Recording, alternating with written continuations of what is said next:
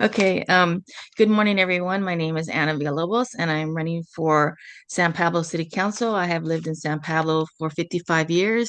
I have been a Democrat all my voting life. I come from a Democratic Union family. My father was a Democrat, shop steward officer, and a member of the National Association of Letter Carriers Union in San Pablo. He was also a safety commissioner for San Pablo. I'm retired from the United States Postal Service, where I followed in my father's footsteps as a shop steward and an EEO representative for the members of the APWU, which is the American Postal Workers Union, Local 78, where I continue to be a records secretary. I I am the record secretary and volunteer for San Pablo Historical Society for 3 years. I'm running for this seat of for a seat in on the city council because I believe I can work with the council and staff to bridge gaps in some of our city's issues. For example, the illegal dumping, getting the unhoused off the streets if possible, and to see if we can help the tenants in our mobile home parks uh, since they don't have the same rights and as renters and renters of apartments and homes. Thank you. That is your time for your opening Okay, statement. So we will now proceed with your first question. What are your top three priorities if elected, and how would they be funded? And just a FYI, the question will also be in the chat if you need to review it again. okay. Uh, so my first is safety. If we don't have a safe city, we don't have anything. So uh, as far as right now, we do have like the police is funded, everything's funded. We have um, things in place like the cameras and such. So maybe just to improve on that to see as far as the cameras, the flock cameras, I know it's an issue. Um, but I've been told that we haven't had no issues from ICE or anybody in the past. So also one of my issues is education. I know it's not in my wheelhouse or my power if I become a city council to dictate or to mandate anybody, but I think if we bridge together with our schools, because our children are not reading and our levels are really bad, and I wanted to see if how I can help with that. Also, just the housing, we have a lot of renters, a lot of outside renters from different states coming in and renting our houses and flipping our houses. So if we can look into something like that, possibly to stop that and to help our local people to be able to afford their own houses. That's it. Okay. Thank you. Question number two, Jamin. How would you work with others to support the city's priorities? Work with others, like I don't I'm kind of like what others? Can you kind of elaborate on what's others? Other cities? Uh, whether that be Other people? staff or it's Oh, whoever yes, you I might would have like collaborate with. totally an open door policy. I'm available 24/7, work together, like I said, to bridge whatever needs to be bridged, to whatever we need to improve the city. Open to any ideas. Um, yeah, if we don't work together, it's doesn't make sense. We have to work together. It's not an option. Not an option. That's it. Thank you. Question number three is coming from Nadine. Do you support forming a citizen police oversight review board to propose changes in police budgets, citizen contact policy, and to investigate citizen complaints? Yes. I believe we do. I'm for the police department, but I also they need to be held accountable, and maybe if we can vet them more when before they're hired and let them know what San Pablo wants and we do not want in our city. And definitely, yes, they need to be held accountable. And they're just like everybody else. You have good people and you have bad people, so we definitely have to watch that. That's it. Thank you. Question number four is coming from Sherry. Anna, Yes. systemic racism has been prominent in the news recently. Do you feel there is systemic racism in San Pablo? And if so, how would you address it as a member of the city leadership? Um, I know there's systemic everywhere. So to say it's not in certain places is kind of ridiculous, but I see it all the time. I mean, literally when I'm out in San Pablo and protesting on Saturdays, we get yelled at sometimes and racial stuff comes flying out or flipped off or whatever. And I know since I'm the Latina person or the brown person, a lot of stuff gets shot at me. So I'm aware of that. How to fix that. I just think at the lower levels of maybe in schools, I don't know if it's possible to just teach the children how to be inclusive because this is something that's taught in the house. It's not taught in schools. So maybe just to work around it and just kind of let the kids know what's up on at a lower level that we all need to be together and we're all human and everybody's the same. So like I said, it's a home thing that people they learn in house. So it has to be something that if we have any power in that, I think it's probably just through the school system. Thank you. Thank you. Your next question. Does your city have a plan to address the need of the homeless?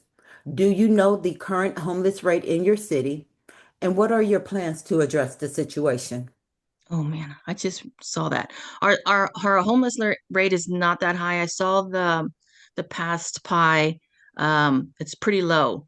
But my main concern on the homeless issue is once San Francisco and Oakland starts purging their homeless people, they're going to come down which I call the Nile River.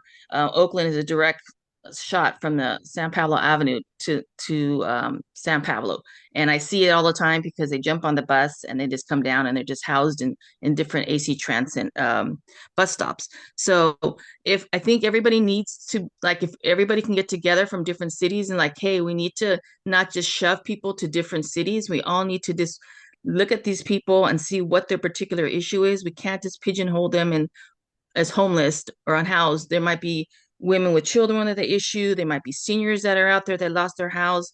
We got vets. There's so many different categories that you can't just lump them into one. And we definitely need to investigate what the particular issue is. How can we help them? Do they need housing, temporary housing, jobs, mental issues, or they have drug issues, or whatever we can do. I think each city needs to be responsible for their people. Thank you. Thank you. Question number 6, Jamin. Do you support or oppose rent stabilization and rent protections? Example, just cause in your city. Why or why not? Yes, I support it. I think we do need to have some type of rent stabilization. Um, as right now, I know I'm aware that San Pablo has that on the ballot this year. Um, it's a huge issue. Like I said, a lot of our houses are getting flipped and rented out, and since our demographic is a lot of immigrants and minorities that do not speak up for themselves, it sort of becomes like a slumlord type of situation where the houses are have they're broken windows or appliances are broken or there's mold, but they're afraid to say anything. So by doing that, it kind of holds the lever over them not to say anything. So they just can raise the rent whenever they want. No one's going to say anything because they're afraid, especially in this time and age. So yeah, definitely, I agree that there has to be stuff done. Also, on the other level too, on the owner side, also, you can't have somebody just going in there and destroying their house and then having rights because they destroy the house and they have the right to come back in. So, but I lean totally more to the renters than the owners of the houses at this time in our city. Thank you. Thank you. Question number 7 will come from Nadine. What would be your plan to diversify the economic dependence on the casino? Yeah, so a casino is like what's our main source of income, and it's slowly going down, down, down. So we 100% have to jump on board on how to figure out where to make money in the revenue. The issue I found out is we do not have a lot of land. San Pablo doesn't have a lot of land to open. Like I said, let's open a Costco. We have nothing here. We're pretty much like almost a bedroom community with tiny mom and pop shops and mom and pop restaurants. Yeah, I'm open to see what we can and cannot do. I'm still learning the process of what we can and cannot do. But we have the outer area where the railroad tracks are, and areas over there, where we can open up maybe bigger warehouse type of situations where it's bigger. Like I said, we do not have a lot. I don't think we have a lot of control on telling people, business owners, what they should and should not sell to. Um, yeah, so I think our hands are kind of tied at this point.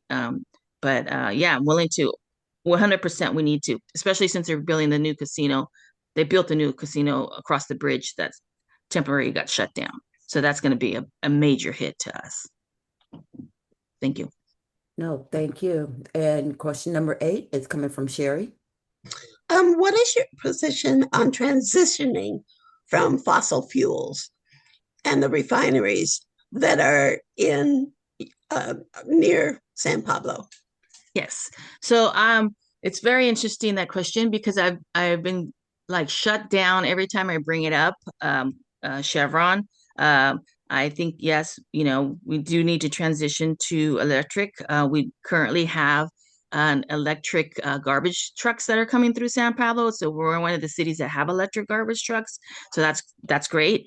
When I bring up Chevron, my concern is, like, when they so-called let the toxic smoke out. I've been told, oh, you guys don't, it goes one way, it goes towards Berkeley, it doesn't affect you. I'm like, I'm sorry, but the wind blows everywhere. So I'm sure if you put glow in the dark dust in there, we would all be glowing in the dark in San Pablo. So I do think they have to. That's what I was trying to see, if we could, where can we be at this table? Maybe when they get fined, can we get some mobile asthma mobiles for the kids in our area? Can we get mobile, mammogram things for the women? Because it's not right. I mean, I don't care where the wind blows, but the wind blows everywhere. So yes, so I'm definitely on board with electronic cars. That's what I was hoping too, that maybe we can have a station here in San Pablo right off the freeway so people can charge their vehicles, which I do not see anything as of right now that we do have anything like that. Thank you. Thank you. Your next question. Do you support and would you vote for a moratorium on data centers in the face of increased data need of consumers in your area? Yes. I'm not a fan of these data centers, because of the use of water and the toxicity that they probably spewing out that we don't know, since it's a new business type of thing. It's not like, oh, well, we're going to build this thing and it's going to create a million jobs. It's not. It's just going to be one person watching a million computers. Luckily, I don't think we have anywhere here in San Pablo, unless somebody by the water area, which would want to sell their businesses to these data centers. Yeah, I'm not for it at all. I just don't understand why all of a sudden there has to be a million of them in America. No, I'm against it. I'm against them. Thank you. And for your final question, that will come from Jamin. All right, so this is a doozy. Oh, Lord. Would you oppose or support any contract with surveillance corporations, example, Flock? And if so, what guardrails and oversight would you require? As Okay. well, hold on, there's the second part, and it's going to be in the chat. What is the most and least, as a percentage, of the general fund expenditures that you think your city's police department should have?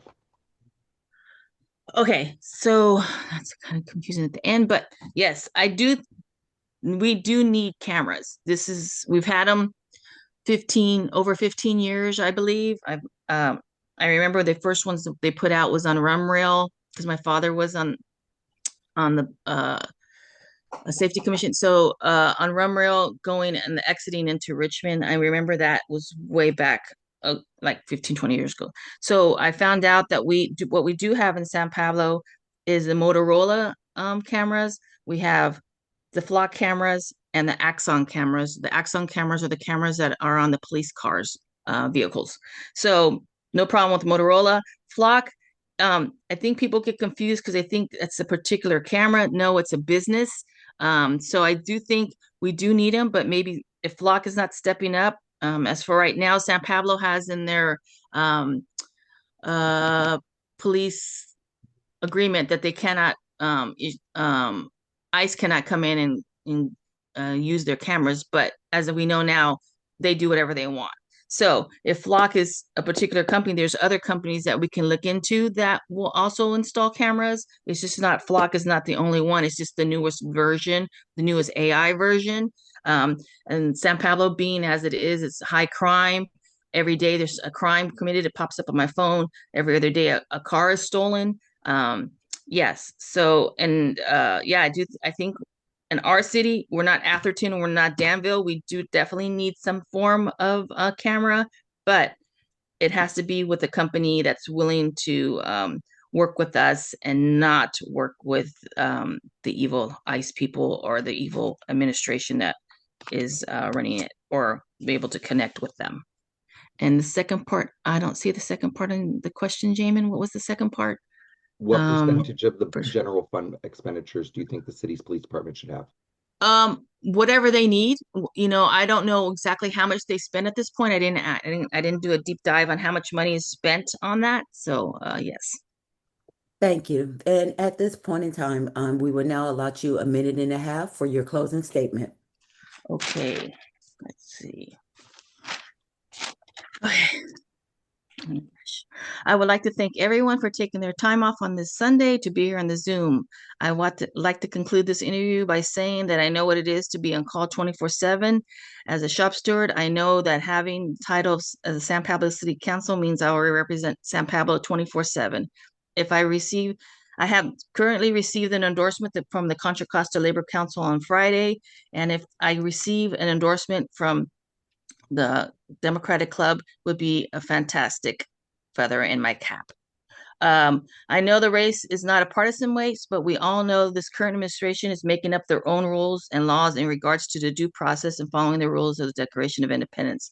I believe we need to hold the line even at the lowest level of government. I will continue to be holding the line in El Sobrani on Friday and within the Indivisible group, and on Saturday with Genoveva Calloway's group in San Pablo.